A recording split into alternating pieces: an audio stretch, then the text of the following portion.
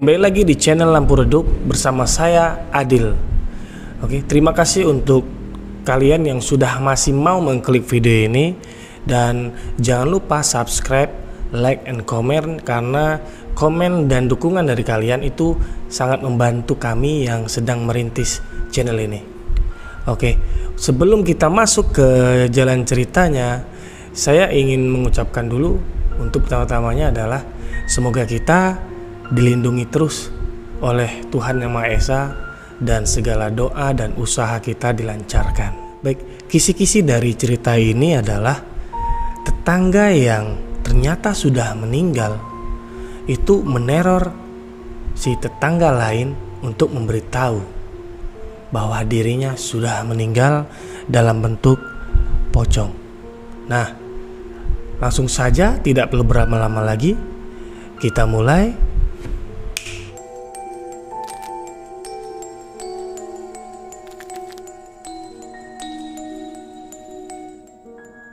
Cerita ini dimulai dari seorang pemuda yang bernama Arif. Arif ini baru saja mengontrak di salah satu kontrakan 3 pintu. Dan dia mengontrak di tengah-tengah di antara 3 kontrakan ini. Nah, Arif mengontrak di tempat ini karena hanya untuk sebagai tempat singgah ketika ia pulang dari pekerjaannya. Karena dia adalah seorang pemuda yang merantau dari tempat tinggalnya yang sangat jauh di pelosok kampung. Singkatnya, si Arif ini yang hanya tinggal sendiri, ia belum mengenal tetangganya yang ada di kiri dan kanan. Namun, si pemilik kontrakan bilang bahwa di kontrakan di sebelah kirinya itu adalah masih kontrakan kosong. Dan sebelah kanannya itu juga sama seperti Arif, hanya sendirian, seorang pemuda juga. Si Arif itu saat itu ingin pergi kerja pagi-pagi hari. Nah, dia melihat ada seorang pemuda yang baru juga membuka pintu, ingin pergi kerja sepertinya, pikir si Arif. Namun Arif ingin mengenal tetangganya. Ia menyapa si tetangga itu yang belakangan ia mengenal namanya itu adalah si Dimas. Ia memanggil, "Mas." Namun si Dimas hanya dingin saja menatap si Arif. Lalu ia basa-basi, "Mas, kenalin, nama saya Arif. Mohon bantuannya ya, jikalau saya butuh bantuan, dan juga masnya jangan sungkan-sungkan meminta bantuan dengan saya." Namun masih saja Dimas itu hanya diam saja tanpa menjawab. Karena Arif merasa ini cukup canggung menurutnya, ia meninggalkan si Dimas yang masih memanaskan motornya. Sampailah di malam hari. Si Arif ini pulang kerja itu setiap selesai habis sholat isya, kurang lebih hampir setengah 8 malam.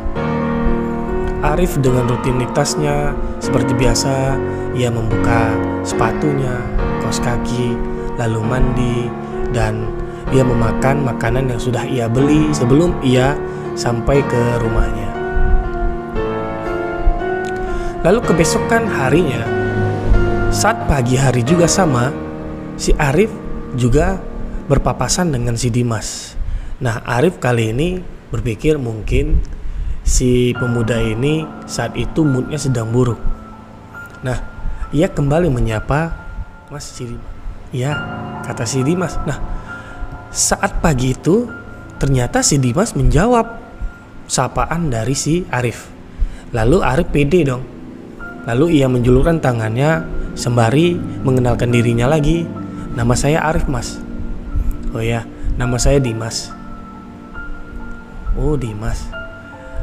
Ya Mas, saya duluan Mas ya." Saat itu memang si Arif agak kesiangan pergi ke kantor, jadi dia tampak buru-buru. Sedangkan Dimas masih dengan santai menghidupkan motornya sambil duduk di depan teras. Lalu waktu pun berlalu, sampailah di malam hari lagi. Di malam hari seperti biasa, ia mendengar juga gerasak-gerusuk dari si Dimas ini, karena mereka dibatasi dengan tembok yang mungkin tidak terlalu tebal karena ini kontrakan. Lalu sampailah di pagi hari. Namun saat itu si Arif tidak melihat si Dimas seperti 2 hari sebelumnya. Dan waktu pun berlalu sampai pagi esoknya, dan pagi esoknya sampailah 3 hari berturut-turut. Namun si Arif tidak berpikir yang aneh-aneh karena saat itu Dimas tak tampak lagi setiap pagi hari. Namun setiap ia pulang dari kerjanya, ia masih mendengar kegiatan yang ada di sebelah rumahnya. Mungkin pikir si Arif, Dimas sedang sakit mungkin, atau memang ia masuk malam, karena si Arif belum tahu Dimas ini kerjanya apa. Sampailah di hari kelima. Saat itu di malam hari, si Arif terbangun dari tempat tidurnya. Saat itu hampir jam 12 malam. Karena ia terbangun dari tidurnya, ia langsung saja pergi ke WC untuk membuang air kecil. Nah, karena matanya yang masih remang-remang, ia menatap jalan itu hanya menatap ke bawah saja. Ia melangkah dengan cukup pelan menuju ke WC. Lalu ia terus pelan-pelan. Namun ia mendengar seperti geraman. Geraman, mungkin dipikirnya itu hanya dengungan dari telinganya. Lalu ketika ia melihat ke arah ke depan, betapa terkagetnya si Arif karena di depannya ada sesosok putih yang dibalut dengan kain putih membelakanginya. Saat itu tubuh Arif membeku, tidak bisa digerakkannya, dan matanya terpaku melihat sesosok putih itu yang sedang membelakanginya. Dan perlahan sosok putih itu memutarkan tubuhnya hingga ia memperlihatkan wajahnya.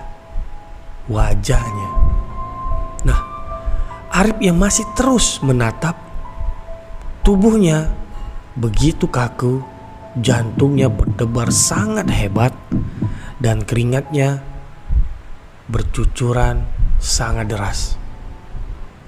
Lalu ia mendekat, sosok pocong itu mendekat, dan Arif sangat melihat jelas bentuk dari wajah pocong ini. Wajahnya itu pucat, putih pucat, matanya itu merah menyala, dan di lingkaran matanya itu hitam seperti arang. Dan dari kain putih itu banyak sekali bercak darah dan cairan kuning seperti nanah. Semakin mendekat dan semakin mendekat hingga jarak dari pandangan si Arif hanya sejengkal dari wajahnya. Lalu si pocong itu pun berkata, "Tolong temukan jasad saya," sebanyak 3 kali. "Tolong temukan jasad saya. Tolong temukan jasad saya." Dan sesaat setelah itu Arif pun pandangannya hitam dan Arif pun pingsan. Sampailah di pagi hari, Arif terbangun dengan keadaan tubuhnya yang sudah lemah lunglai. Dan ketika ia meraba celananya itu basah kuyup, karena ternyata di malam itu Arif ngompol sederas-derasnya. Namun ketika ia terbangun itu, ia tidak mengingat kejadian semalam. Pikirannya masih kosong saja. Lalu ia bangun dari tidurnya dan ia mandi, lalu ia pergi. Sama seperti kemarin-kemarin, tak tampak Dimas di depan rumah kontrakannya. Lalu sampailah di malam hari lagi, di mana Arif masih mendengar kegiatan yang ada di sebelah rumahnya. Lalu Arif juga tidak merasa aneh Lalu ia kembali tidur. Dan anehnya lagi, ketika itu ia terbangun lagi tepat jam 12 malam. Namun ternyata saat itu kejadian semalam sebelumnya ia kembali mengingat, dan Arif tidak berani untuk pergi ke kamar mandi walaupun memang Arif begitu sangat sesak untuk membuang air kecil. Namun Arif memilih alternatif mengambil sesuatu yang bisa menampung air kencingnya. Singkatnya, ia pun sudah membuang air kecil atau air kencingnya. Arif pun kembali tidur. Namun, ia tidak bisa tidur selama beberapa menit. Dan ketika ia sedang merenung, menatap ke langit-langit atas kamar tidurnya, tiba-tiba ada sesuatu yang menoel-noel kaki bagian kanannya. Karena Arif merasa sepertinya ini bukanlah dari sentuhan kain yang ia pakai untuk selimut. Lalu ia menatap ke kakinya. Kembali ia melihat sosok pocong yang sama bertemu ketika malam sebelumnya. Dan Arif pun pingsan kembali. Pagi harinya Arif pun terbangun lagi. Namun kali ini ia mulai tahu bahwa kejadian 2 malam berturut-turut ini ada sangkut pautnya dengan makhluk halus. Diiringi dengan bau busuk yang dari kemarin-kemarin semakin menyengat, sampailah di pagi hari ini bau busuk itu begitu menampar hidungnya. Lalu Arif sepertinya izin karena tubuhnya tidak enak badan, dan ia pun izin ke kantornya untuk tidak masuk kerja hari ini. Karena rasa bau yang begitu menyengat, ia mendatangi rumah si pemilik kontrakan, yaitu Ibu Nining. Lalu ia bilang kepada Ibu Nining, "Bu, di rumah saya tercium bau seperti bau bangkai. Saya mohon untuk dicek ada apa, dan juga saya curiga Dimas belakangan ini tidak tampak, Bu.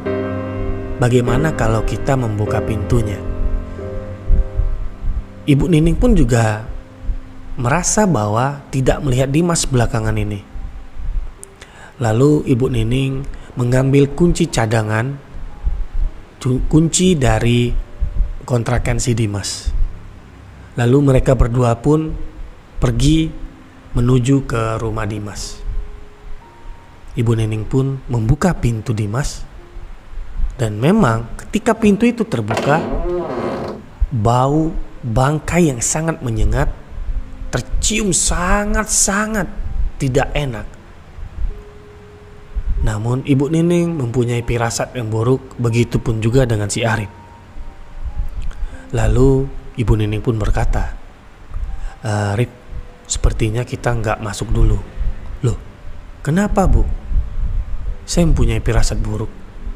Sebaiknya kita melapor ke RT supaya kita bisa mengecek sama-sama."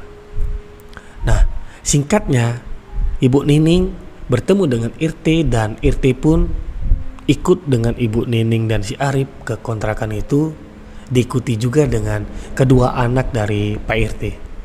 Lalu mereka berlima pun masuk dengan sangat pelan karena mencium aroma yang tidak enak. Dan betapa kagetnya mereka berlima karena mereka melihat Dimas yang sudah terbujur, kaku dan membusuk di tempat tidurnya.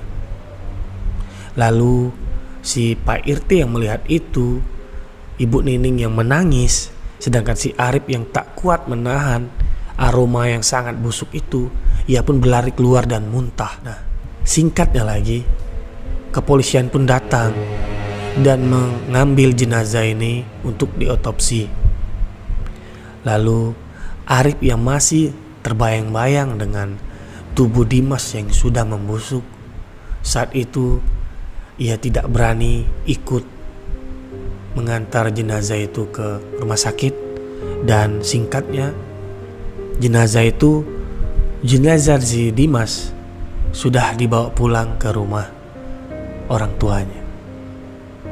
Lalu beberapa hari setelahnya si Arif pun tahu bahwa Dimas terkena serangan jantung, dan pocong yang mengganggunya 2 malam berturut-turut mungkin saja itu adalah pocong dari si Dimas yang ingin memberitahu bahwa ia telah meninggal. Dan cerita pun selesai. Oke, terima kasih untuk kalian yang masih sampai di titik ini mendengarkan kisah yang sudah saya bawa pada episode kali ini. Bagaimana? Ceritanya cukup menarik, bukan? Bagi saya menarik karena segala sesuatu yang berbau-bau pocong itu saya sedang tertarik dengan hal-hal yang seperti itu. Makanya saya membawa cerita ini pada episode kali ini.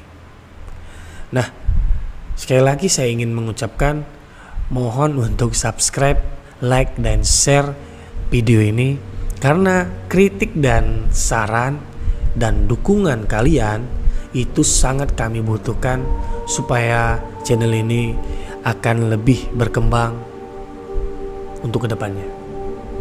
Dan sampai jumpa lagi di video selanjutnya. See you.